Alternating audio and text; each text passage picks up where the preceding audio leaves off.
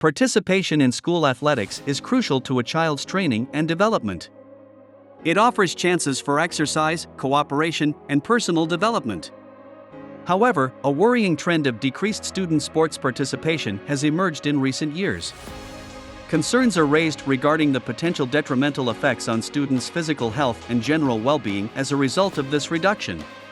Here is a reminder.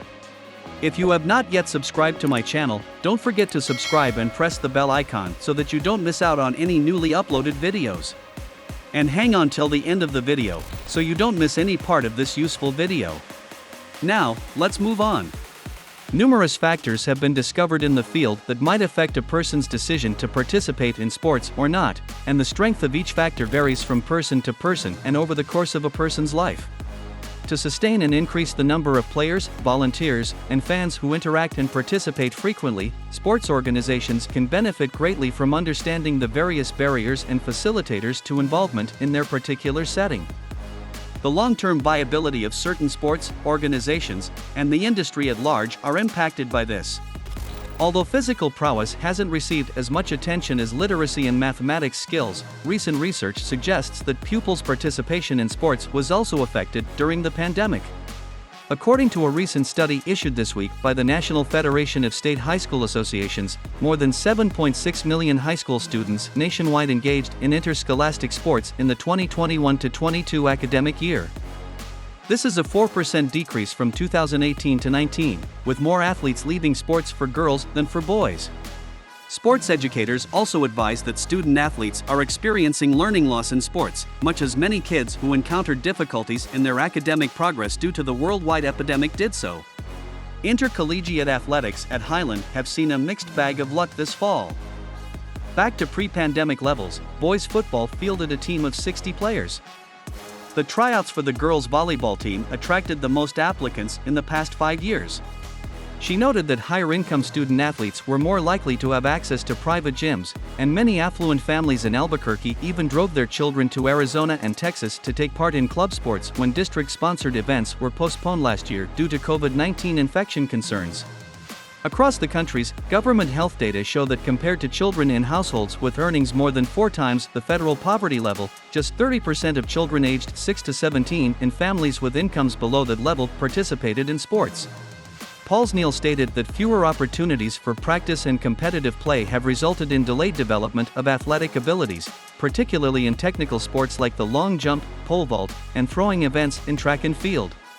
Youth sports are one of the many significant topics that the Aspen Institute researches. Sports are crucial because children who are physically active are less likely to be obese, according to studies. Additionally, they are not as prone to smoke or use drugs. Additionally, children who are physically active perform better academically and are more likely to attend college.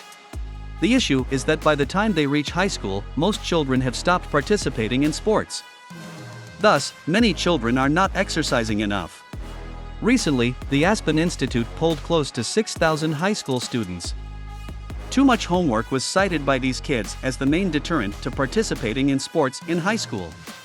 Perhaps homework should be reduced in schools so that pupils have more time for physical activity.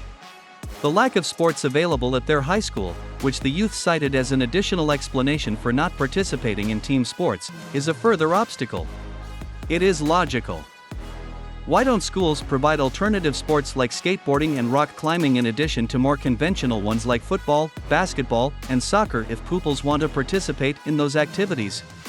It appears that the issue is that youth sports in the United States place more emphasis on finding the best athletes than on encouraging as many children as possible to play and be physically active, despite the Aspen Institute's suggestions for improvements including community collaborations and more training for instructors. Youth sports would prioritize early participation above all-star and trip teams in a perfect society.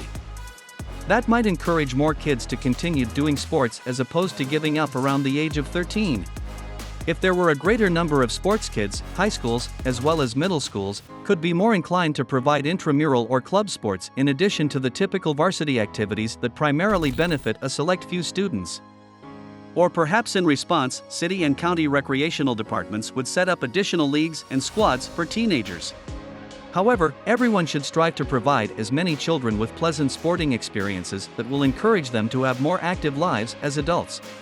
That might entail altering our perspective on young sports.